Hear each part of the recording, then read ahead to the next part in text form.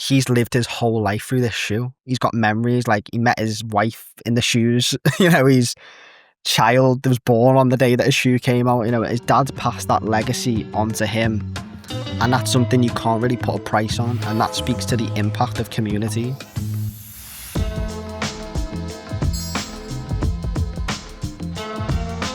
So today I'm here with Sam Byrne, who has recently gone viral for his application to be Nike's next CEO. What started off as a cheeky pitch has turned into more of a viral moment and even landed him an offer for an internship inside of Nike's very own headquarters. He's also the co-owner of Block P, which has become the world's only independent Nike Air Max 95 reselling store and a real heartbeat of Liverpool sneaker culture. Sam, welcome. Thanks for having me, Victoria. Lovely to meet you. Yes, you as well. So I'd love to start off with Block P itself. Can you tell our audience a bit more about the business and how Liverpool's 110 culture kind of shapes the identity of the brand? Of course. So when I speak about Block P, it's important for me to take it all the way back to probably the 1800s. Liverpool as a city is a dock city. We're a city that's built on hustle, culture and entrepreneurship. So as we're from the docks, we would see American sailors bringing in certain products and we bring them into the UK. So Fleming and Co. was a company that was founded in 1874 and he was a UK importer who would import denim from America and bring it to Liverpool in the docks. So the culture has always been in our city. We always bring things into the UK and we're innovative. So Block P kind of stems from that. It's in our DNA to see something, bring it into a market and to take and make the best of it. So it goes back to when Thatcher, who was the Prime Minister in the 80s, she put the city into managed decline. So Scousers always feel like they stand out. We have this saying that we're Scouse, we're not English, we're our own identity. We like to just not conform and we make it on our own.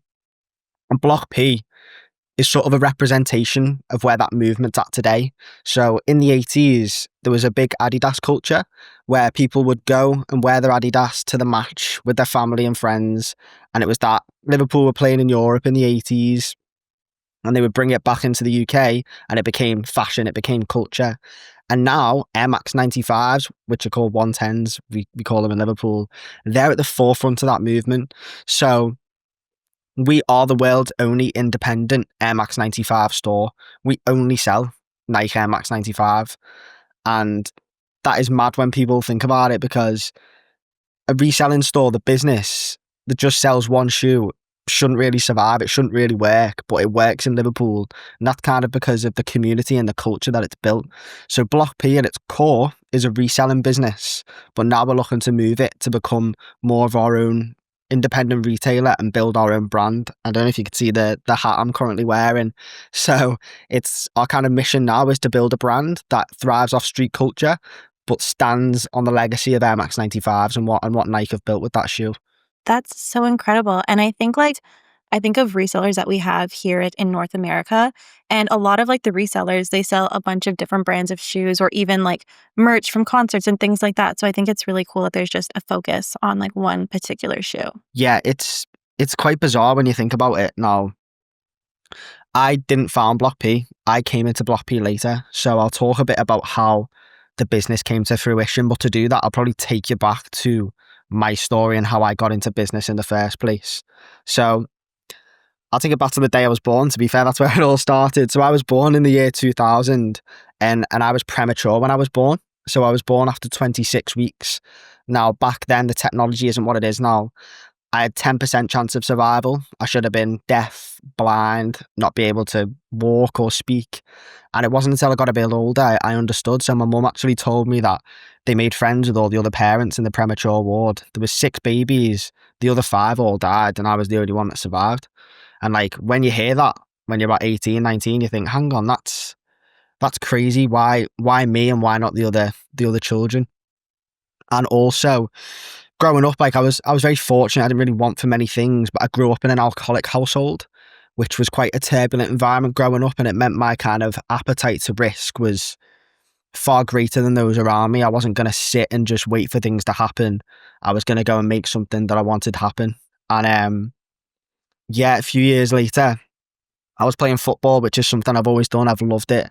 And I ended up fracturing my skull playing football.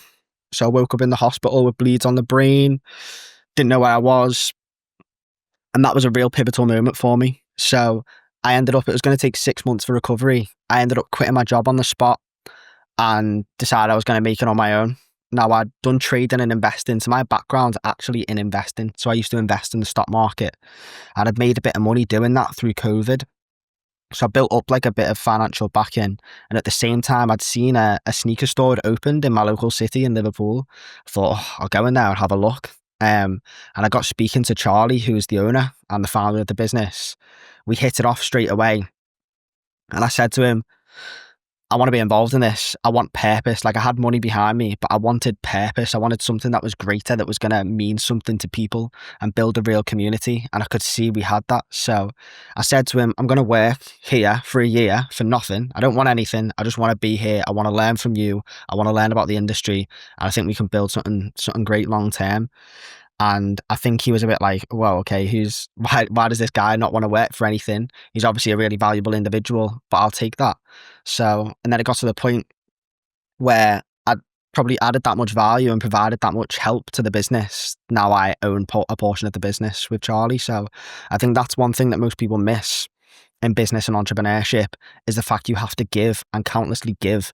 And I didn't expect anything back. I didn't want a short-term salary. I wanted long-term equity.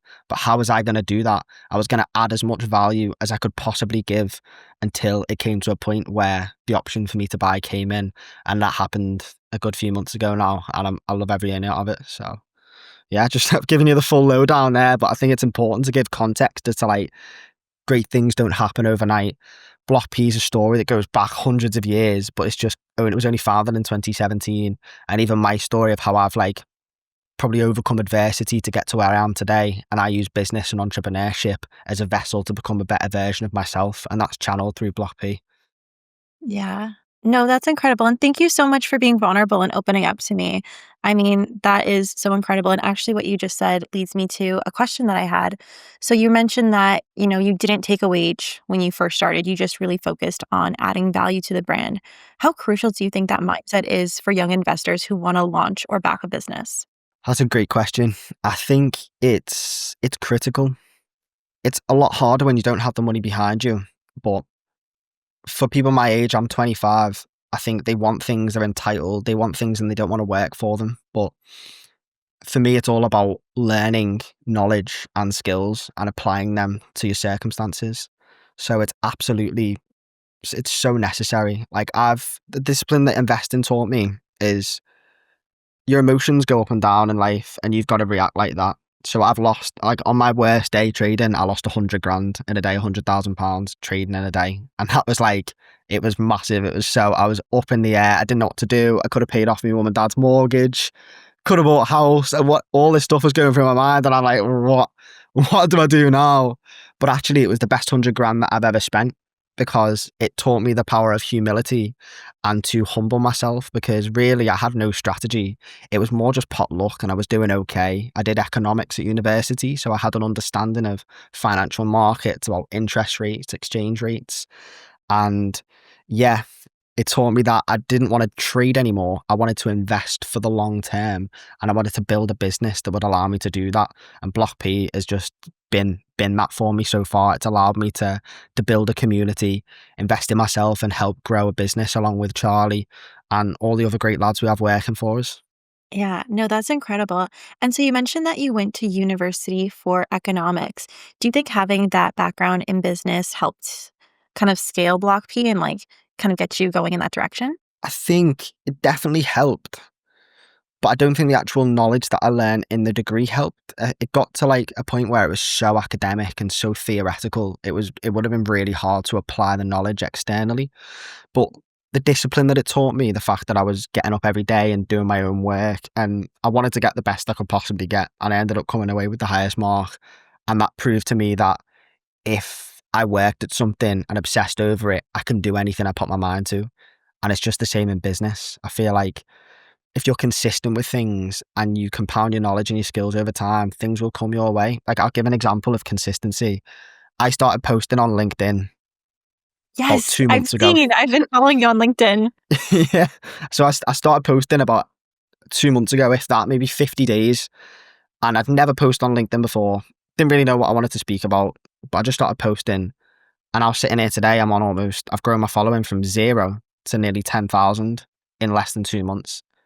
And it's like people will sit here and say, I want to build a following, I want to build a personal brand, and they do nothing to go and get that. Whereas nothing's going to be given to you. No one's coming to save you. If you want something, you've got to take small, consistent action to get there daily. And I think that's so important. And that's kind of what universities taught me, was that if you just compound your habits and you work to something that you want and you obsess over it and you make it your life, then you'll get it. Yeah, no, I feel the exact same. Like with my educational background, I think having it has definitely been super helpful, but also like having that in-person like work experience is also, I think, just as valuable. And those kind of routines and habits that you build in an academic setting are very transferable into the workforce. 100%. I saw it was a journalism you studied. Yes, I study journalism. And little side note, but I actually, when I applied for my master's, I didn't have a job yet. And I got a job and I got accepted into my program at the exact same time. So I kind of had the experience of working full time and being a student. And I think it was very beneficial for me because, during the day I was in a newsroom working with editors, but then at night I was also learning from my professors and they were kind of like helping me up my skill. So I think having like both of that at the same time definitely helped me out a lot. 100%. It's funny the way things work, isn't it? How they both came around at the same time. Like honestly, I think it was in a week. I got a job offer and like acceptance to school. So, but things always have a way of working out. 100%. 100%. So, as I was looking through BlockP's Instagram, something stood out to me, which were the 110 slippers. They are quite the statement piece. And I know they've even sparked lineups outside of your Liverpool store. So, can you kind of take me inside the moment? Like, where did the idea for the slippers come from? And what was it actually like to bring them to life? Yeah, I'm glad we're touching on this because this is something that like I love speaking about. So Charlie, my business partner, he's had the slippers on his camera roll since 2019. And when I came into the business, we'd had talks about, wow, should we do them? And he showed me them. I was like, wow, they're really cool. I feel like the concept behind them could do really well. And we were like, right, yeah, let's just do it. So we pulled the trigger and didn't really think much of it. We dropped them. And then the next day when we dropped them, we had queues around the block. And it was the first time we kind of realized that we had something special on our hands. Like we're resellers, so we've queued up for days in queues to get 110s, to buy them, to sell them on, or to keep them for ourselves. So the fact people were now queuing up outside our store for a product we'd created was absolutely crazy. It was absolutely mad. And it's just taken off since then.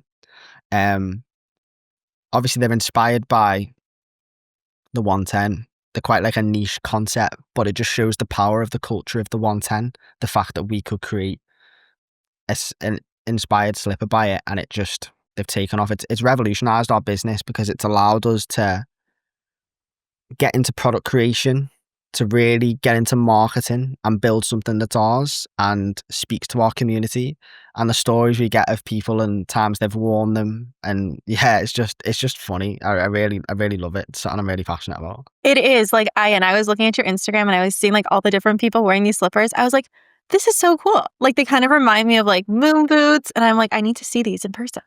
I'll have to send you a pair. Send me an address and I'll send you a pair. Yeah, no, like they look so cool. Another thing I wanted to touch on is you speak a lot about community really being at the heart of BlockP.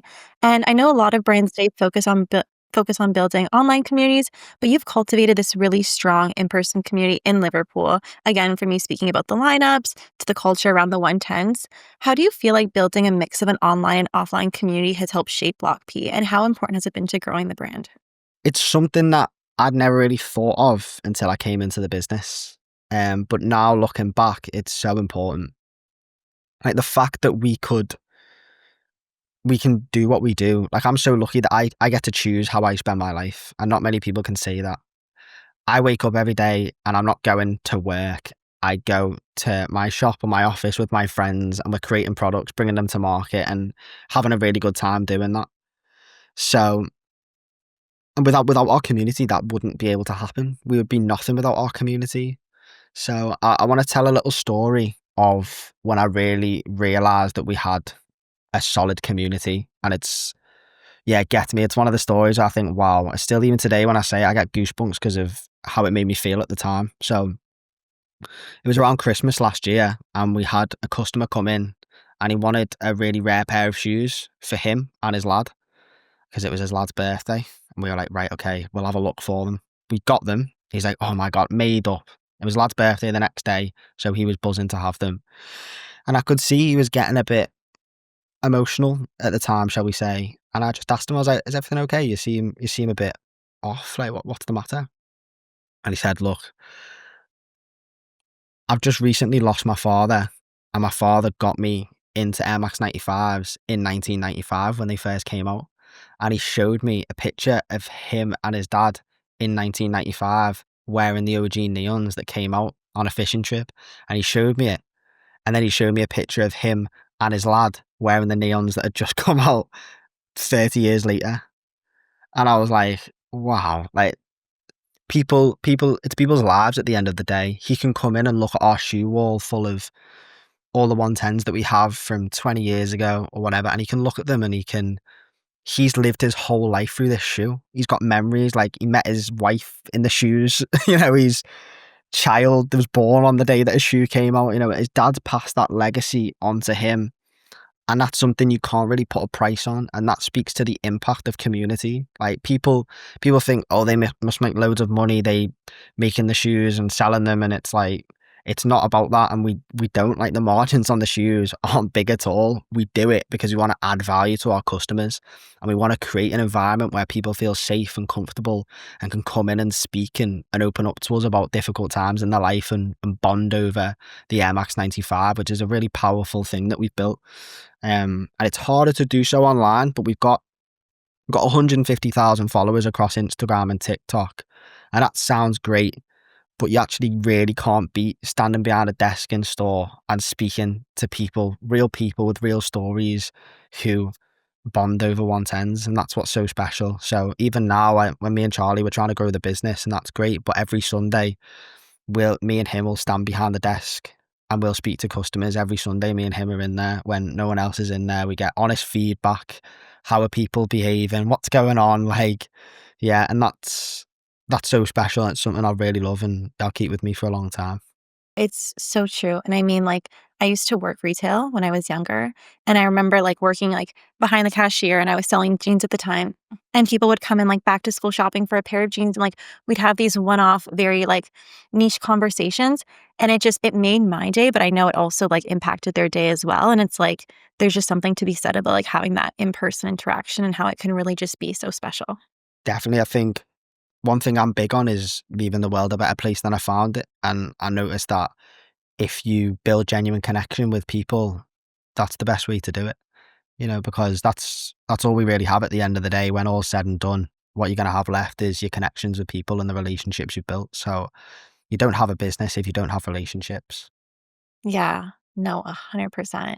And so I know your roots in your community are very much based in Liverpool, but I'm kind of curious about the bigger picture. Do you find that your brand resonates with people in North America as well? And kind of like in that journey, have things like tariffs or trade policies shaped the way that you think about growth and connection to those consumers? Mm, Another good question. So we have customers in America, but they're not as popular over in America. So it's actually a place where we'll sometimes try and source stock from if we can. Um, Especially with the fluctuation in the dollar of the pound, sometimes the retail might be cheaper in America, so we can bring them over. But exports and imports do have a massive impact on that. Sorry.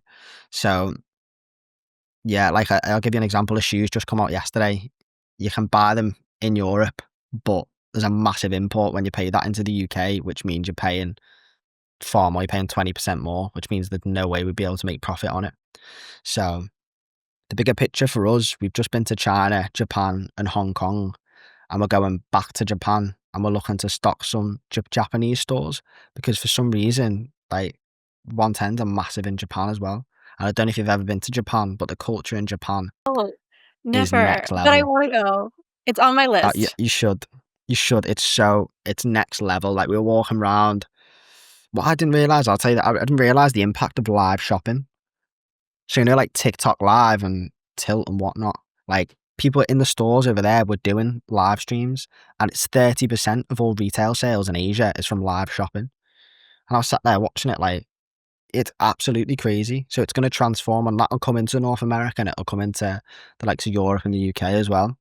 But tariffs and imports, they do have an impact. But I think because we essentially do market arbitrage, so we get something that's cheaper in one market and bring it into our market where it's probably one of the most expensive, because 110s are so hyped, they're so rare, you can't get them in the UK. And that's what we do. So it's always going to work well for us, because there's something would have to overtake the Air Max 95 and overtake the years of culture and history that it already has for that to surpass. And one day that might happen, but we're lucky enough to be at the front of that revolution at the minute. But as time has shown, it probably will evolve. But we've got to create our own brand, so we're not left in the dry after that. And so I wanted to ask too, so like a lot of people diversify their portfolios with alternative assets, including sneakers, even things more recently like Labubus. Do you see collectible sneakers as like a legitimate alternative asset class? And like, if not, do you personally invest in alternatives outside the stock market? You can definitely invest in sneakers. So I said sneakers, that's so American. We call them trainers in the UK. You're rubbing off on me here. So definitely, so one of the first things I did when I got into the industry, I would buy and hold shoes, sneakers, for a sustained period of time. So when shoes were on sale, I would buy as much as possible. So I'll give an example. The Air Max 95 Beetroot came out in 2022. It's a really sought after OG model. I bought 100 pairs of them for £140. Now they're worth £310. So I sold them last year around Christmas and got about £280 per pair.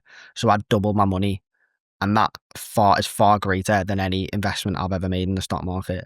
So, well, I'll tell a lie, not any investment, but it's a really good way to make money. And it's really slept on as well. Like, if you can get access to these shoes and hold them for a sustained period of time, your money will go up. And it's something that me and Charlie will do now when the business doesn't have enough cash flow to buy shoes. We'll buy them personally and hold them and then sell them through the business. But yeah, and I'll say like the most we've ever sold a pair of shoes for, I think, was about £6,000 for one pair of Air Max 95. Wow. Now, that was a Top Boy exclusive. Sorry, I was going to ask, what made that pair so special? So I'll tell you now. So have you heard of the Netflix series Top Boy? I haven't. About UK street culture, kind of like it's a really interesting series. Drake actually invested to get it made. So it's like a cult kind of classic show. If you're in the UK, you'll have probably seen Top Boy. And because who was it? I think it was Drake's media company. It might have been LeBron James though.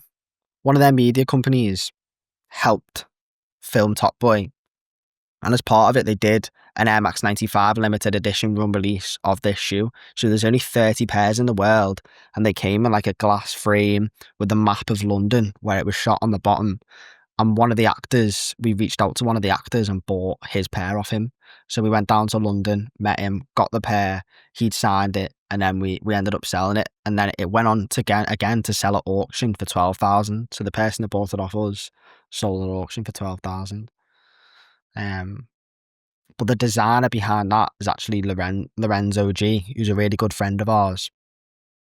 And he kind of creates one-of-one pieces, really, really cool pieces with his pattern design. And it's stuff like that where like the shoe has got a story behind it, and it's a real piece of art. Like I've got loads of pairs off Lorenzo that I've kept myself because I love them, and like there's a story behind them. And I've got pairs that I've spent thousands of pounds personally on that are just sitting like in storage or in my room at home, or will be put on display because they're a piece of art. So the collectible market, like for shoes, is a form of art at a certain level. Like people will pay millions of pounds for a painting. So I see it as the same as I'll pay that on a piece of shoe that I see as a work of art. But other than like my investing side of things, outside of trainers, outside of the stock market, the biggest investment I believe you can ever really make is in yourself. So is in becoming a better version of yourself. You know, you're learning. Like I've done online courses that have taught me far more than my uni degree, and they've cost me £50, and I've earned so much from them, and I'll use them every day.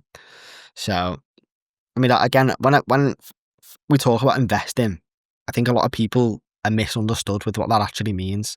So with me and where most of my wealth now is in a stocks and shares ISA. I think it's a 401k in the US Yes. Yes. potentially. So it's a tax-free account which compounds over time. And a lot of my wealth is just in a tracker which tracks the S&P 500, which will on average go up about 8% a year over the last 50 years or so it has. So I'll just compound it every month. I just put money into that because in the UK you can put £20,000 a year into that, and when you take it out, it's tax free. So really, if people are trying to buy Bitcoin or pick a stock, it just doesn't make sense for me because obviously I lost 100 grand in a day. I didn't really ever want to do that. So rather than trying to buy or find the needle in the haystack, I just buy the haystack and hopefully it'll just average over time. And yeah, I feel like that's the smartest way to do it for me. Yeah. No, the power of compound interest is insane. And for listeners who may not be familiar with compound interest, how would you explain that very simply? Compound interest is the interest on interest.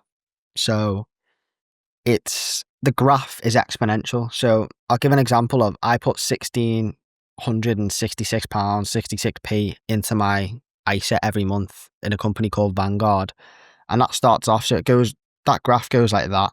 It's like literally, but over time, it goes like that because you're earning interest on the extra interest. Now, the easiest way for someone to find out what it is to go and search compound interest calculator and mess around and have a go at some figures. I could literally sit here and do it all day. It's something I love doing. I did a talk last week in a business college, and I got it up and I was showing the kids. I was like, how much do you reckon you could save a month? They were like £100. I was like, right, okay, well, we'll give an example. This is one I've got off the top of my head. So if you invest £300 every month for 40 years and it goes up 8%, you'll have £930,000 tax free at the end of that 40 years. So you'll become a millionaire. And people don't want to do that because they want to go and buy Bitcoin or find the next Tesla or Amazon. It's like, well, hang on, you can do that, but maximize your stocks and shares ISA and build wealth. Because a lot of people think they want money, but what they actually want is wealth. Money is just a trade, and it's you trade your time for an hour that you get paid for at the end of the month. Whereas if you're building wealth, you're building freedom of your time, so you can choose what you want to do with your time. Like I'm in a fortunate position now because I'm building wealth. I'm not trying to build money. Money helps build wealth, but I choose how I spend my time. And investing is a great way to do that because your money works for you. You're not working for your money. So I want to switch gears just a little bit now and talk about what you've been getting all this viral attention for recently, which was your application to be Nike's next CEO.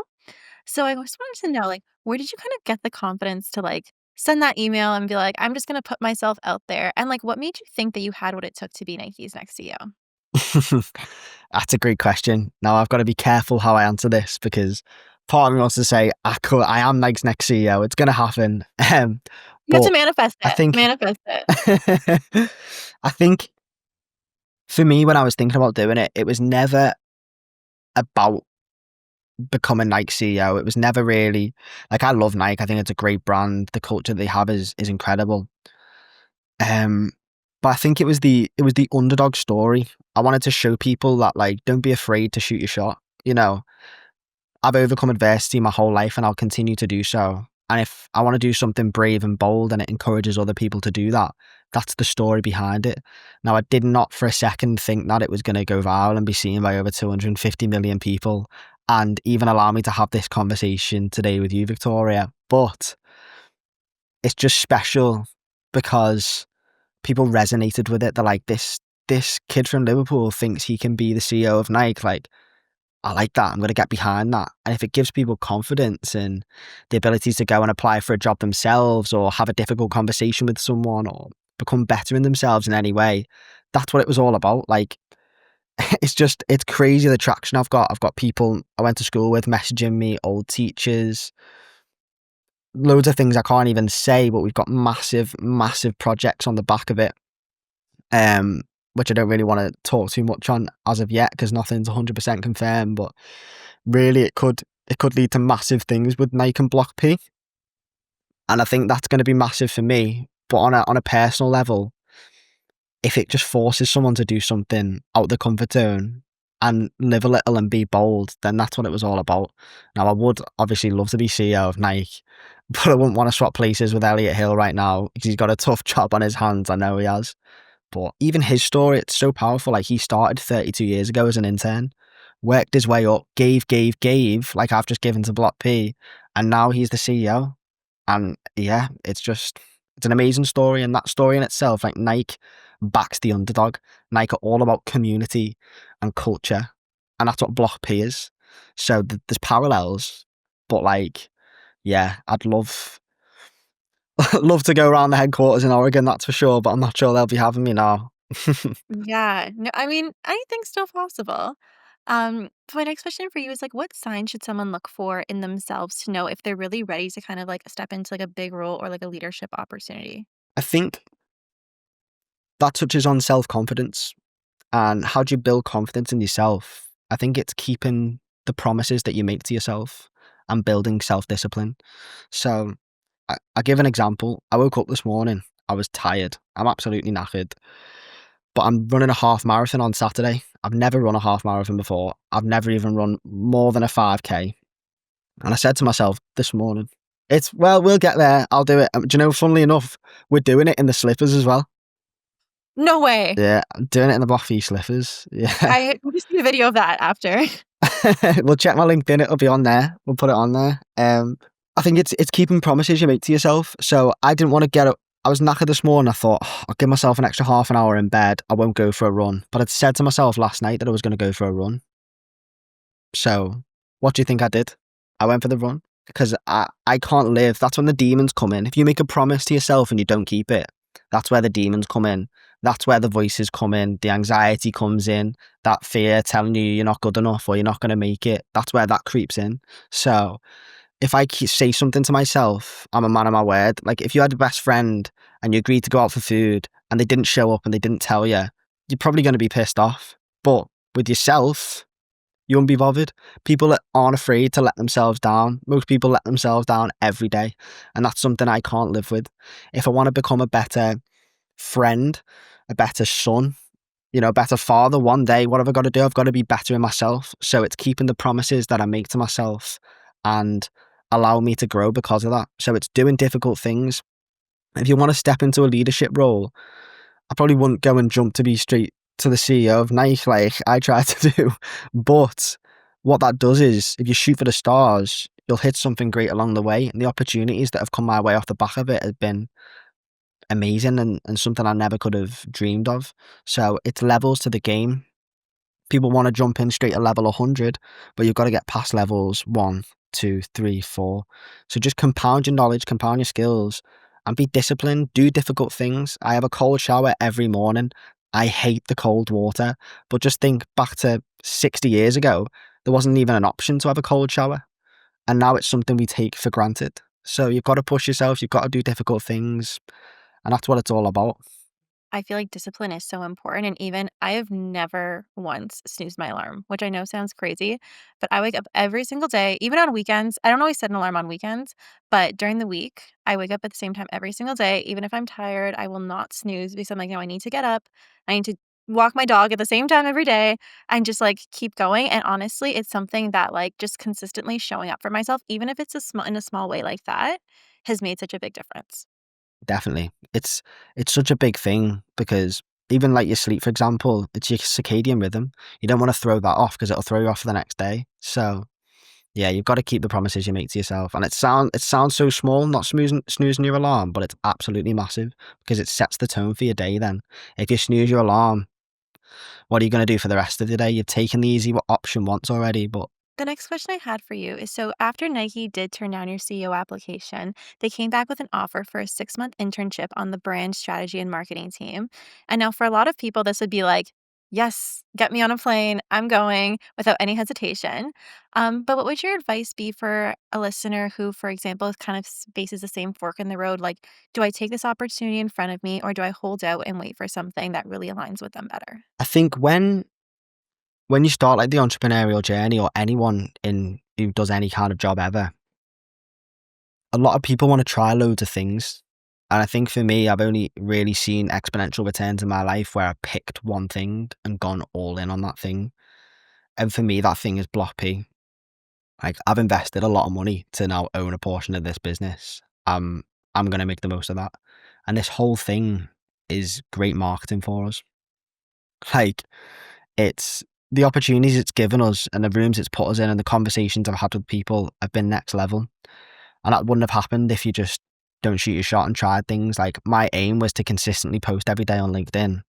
That's what I've done. This has come off the back of that. It's funny. It is funny. But yeah, no, it's interesting. I'm just trying to think, when people have a fork in the road, what I just say, go all in, pick one thing and stick at it, because it's kind of like ADHD entrepreneurship. Everyone thinks they can do everything. I think a lot of times I've had to say no to so many things off the back of this, because when I take something new on, that means I've got to say no to absolutely everything else. And that's so hard to do, because life is just a game of trade-offs. It's if I'm doing this, it means I can't be doing absolutely every other thing on the planet right now. And I think, yeah, people like the idea of what they don't have, but aren't willing to put the work in to get it. And when they get it, they want to go back to where they were because they didn't realize how hard it's going to be to get there. And I think too, like you can be good at a lot of things, but like if you want to be an expert, like you have to focus on like building your craft and getting good at like that one very specific thing. Definitely. And I think it's the people you get into business with as well. Like I always say, you want to play. It's Naval Ravikant I got this from. You want to play long-term games with long-term people. So if you keep jumping from idea to idea, that kind of says a lot about you. Are you going to be able to stick them out? You want to find something that you love, find a passion, build a community, add value to people's lives, and do that with a team of people.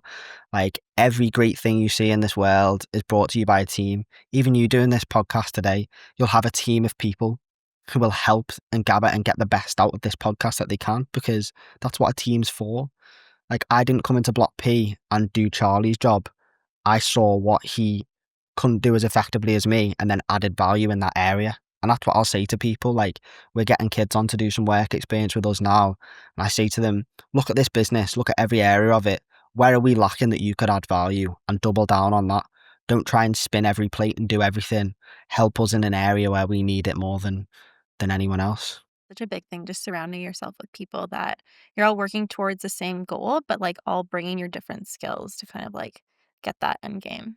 And you also talked a lot about betting on yourself. What's one way that young investors or entrepreneurs kind of like, when should they know? Should they take a risk or when it might be too early? I'd say it's never too early to take a risk.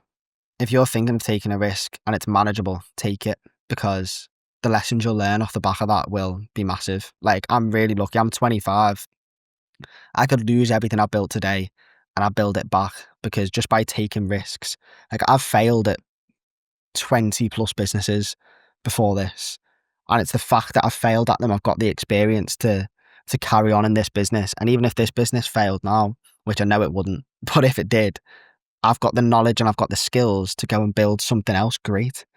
And I think taking risk is really underrated, because when you look back, the real risk is taking no risk at all. So whether that's in investing, whether it's in business, whatever it might be, take the risk, have the conversation. I went to an event last night and I ended up speaking to a guy that I didn't know and never met him before.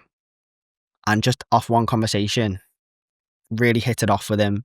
He's like older than me, he's probably mid-40s. And I just got speaking to him and he said, "Oh, hold on there, I've got a present for you." I was like, "Oh, okay." He went to his car, got me his book that he'd written, signed his book for me. And I'm thinking, why is he signing his book? Who is he? I checked when I got home and he has like 800,000 subscribers on YouTube. He's done like TED Talks and gone on loads of podcasts about like entrepreneurship and narcissism and psychology. And it was so interesting. It's like, I genuinely went with a curious approach and just saw him, thought he looked interesting, went and had a chat with him and had a really good conversation with him. Got his book, got his phone number. And it's like, that's of no risk to me. Like, the real risk is if I didn't do that and I didn't have a great conversation with him and I didn't take some information and value from it.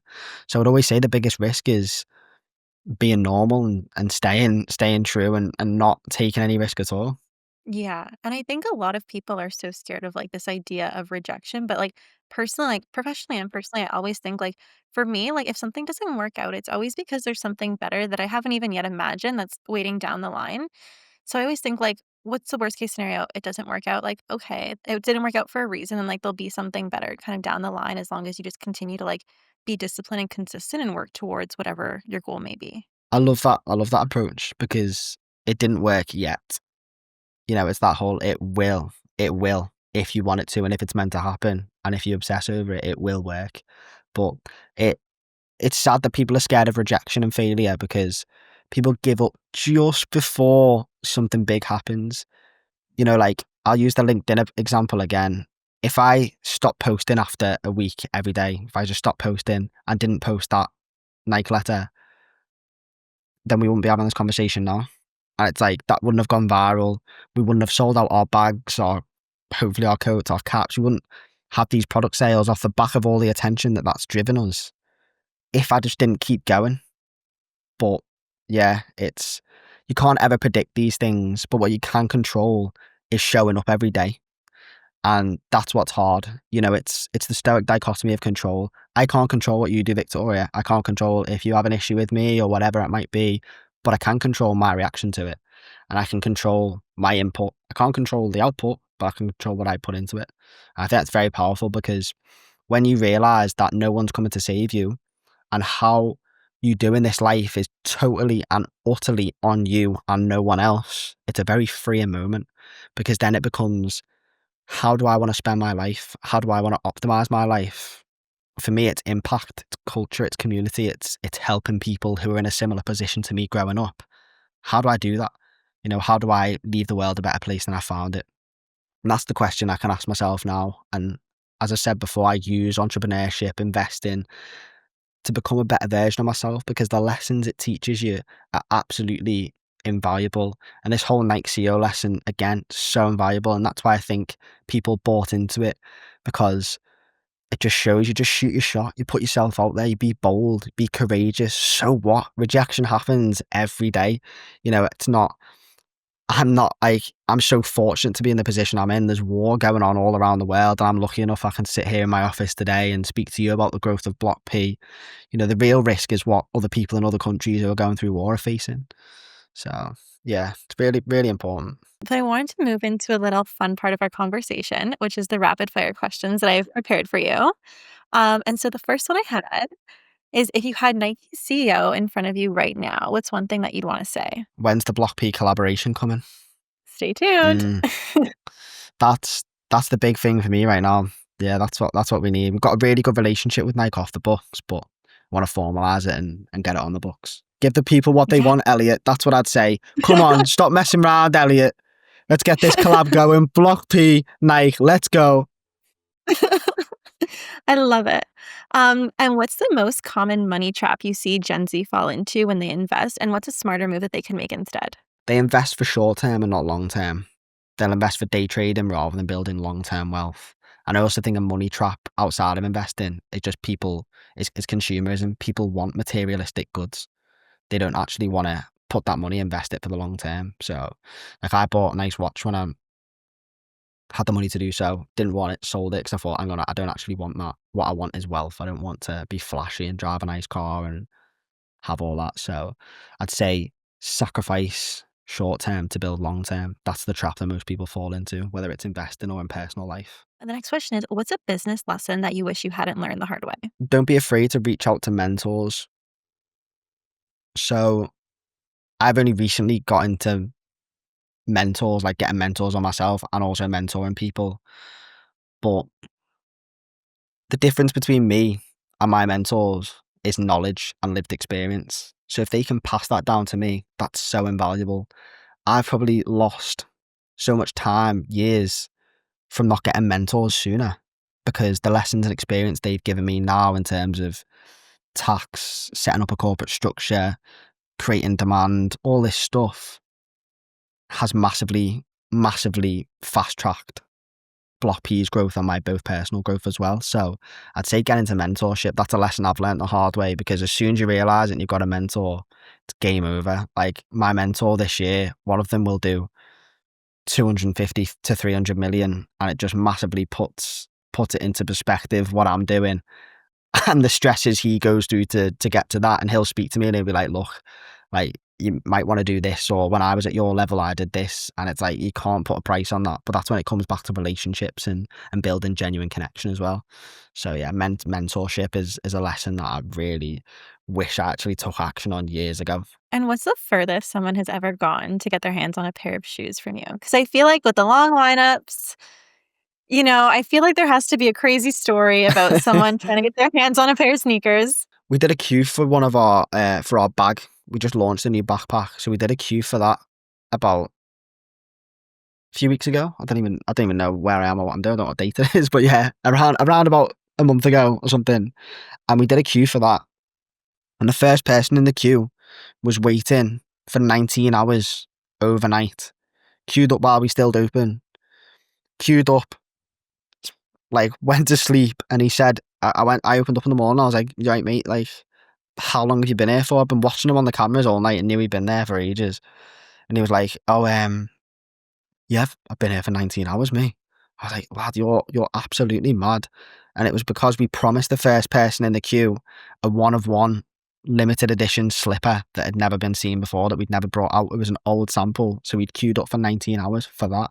And he said the person who was second in the queue came up to him at like 11 o'clock at night. And like in Liverpool at 11 o'clock at night, a lot of madness is going down. Like you don't want to be out and about on the streets, like pretending to be asleep at 11 at night. And this woman came up to him who was second in the queue and said, excuse me, mate, are you homeless or are you waiting for the Block P job? She's about to give him spare change because she thought he was homeless.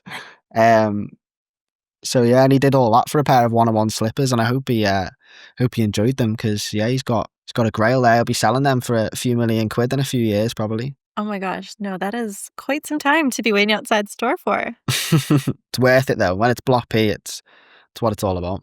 And my final question for you is, what's one big milestone that you want Block P to hit in the next 5 years?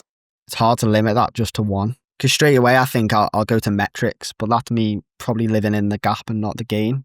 I think 1 million orders would be nice. If we could hit 1 million orders in the next 5 years, that'd be really good. But I just think numbers like that are quite vain. So I would want to quantify it in terms of how many lives we'd help impact and real change in our community. Like we want to, like the marathon we're running, for example, the half marathon, sorry, not marathon, maybe next year. That's for men's mental health and suicide prevention, a charity which is really close to our hearts. So that's why we're running it in the slippers. It's to like represent the weight that people will carry when they don't want to speak about things. And so for me, I want to, you can talk about business and say, I want 1 million orders. I want to be doing 100 million in revenue. I want to be the biggest streetwear brand in the UK. And we want all those things. That'd be great. But I think, how many lives are we going to impact? How many people can we help become better in themselves?